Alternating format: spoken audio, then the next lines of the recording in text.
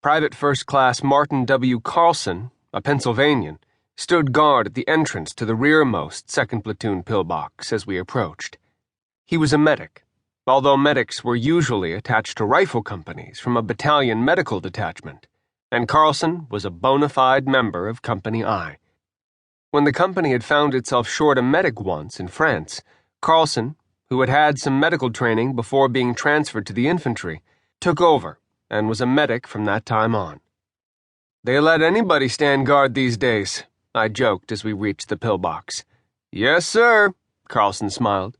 "I figured I might as well pull my turn. My Red Crosses are inside." We crouched to negotiate the low entrance to the pillbox.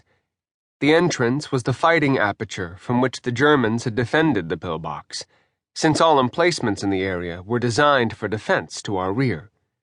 Our men defended the pillboxes by digging a series of foxholes around the perimeter. A flickering light from a German canteen with a crude wick maintained a pallid smoke inside the pillbox and cast hesitant shadows on the walls. The room was smaller than my CP, but had a number of bunks and space for a table. The men's faces were black from the crude lantern. "Got the gasoline out of the TD," someone said. Lieutenant Brock explained that they had moved into the pillbox only a few hours before my arrival, and were enjoying its relative comforts. They would bring in a number of men at a time to get some sleep, and during the daytime leave only a skeleton force in the foxholes outside. There seemed to be no fear that the Germans would retake and reoccupy the emplacement, as had beset the previous unit, and caused it to fill in the entrance. One of the squad leaders, Staff Sergeant John A. Kuziel, of McKees Rock, Pennsylvania, was in the pillbox at the time of my visit, along with Lieutenant Brock, Technical Sergeant Middlebrook, and Staff Sergeant Carl Oram of Lincoln, Nebraska, the platoon guide. Brock and Middlebrook accompanied us as we left the platoon CP and briefed us on the location of the 3 squads. We moved up the draw to the 2nd pillbox, where members of the squad, commanded by Staff Sergeant Sam J. McGonigal of Haskell, Oklahoma, were digging shallow trenches to connect a defensive network of foxholes.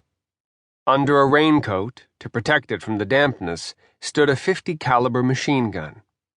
"We got that off the TD out there in the draw," Sergeant McGonigal said. "Got a lot of C rations and beaucoup cigarettes." Thus far, I had not noticed any of the bodies of either German or American soldiers in the 2 platoon areas we had visited. Brock said there was 1 GI to the right of his CP, however, and 2 Germans 50 yards in front of McGonigal's squad. I told him a battalion's decision on removing the bodies, but we decided to wait until the next night, when I could have a stretcher sent up with our supplies. We visited the 3rd squad, commanded by Sergeant Robert J. Rouse of Binghamton, New York, and prepared to move on to the 1st platoon, moving back in the direction of the company CP to come upon the platoon from the rear. I saw the rearmost pillbox, which the platoon had thus far not occupied. As we approached, I could see the bodies of 4 Americans and 6 Germans draped in the very positions into which they had fallen in death. They seemed to grope with lifeless arms for the protection of the pillbox. My eyes were drawn irresistibly toward them, but I forced myself to turn away. We pushed through a hedgerow that ran parallel with the company front and came upon a group of men improving their foxholes. They directed us to a pillbox a few yards to their right front, where they said we could find Lieutenant Goffigan.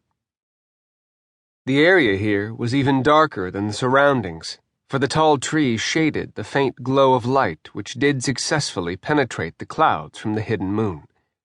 Long came out of the pillbox upon the call of the guard, squeezing his way out of the entrance half blocked by a large slab of concrete that had evidently been blown where it was by some feeble attempt to demolish the pillbox. He was a tall, straight Virginian, young, with square-cut features, and spoke with a typical clipped Virginia accent. He showed us about the area, calling the attention to the fact that there was a 3rd pillbox 50 yards to his front, which he was not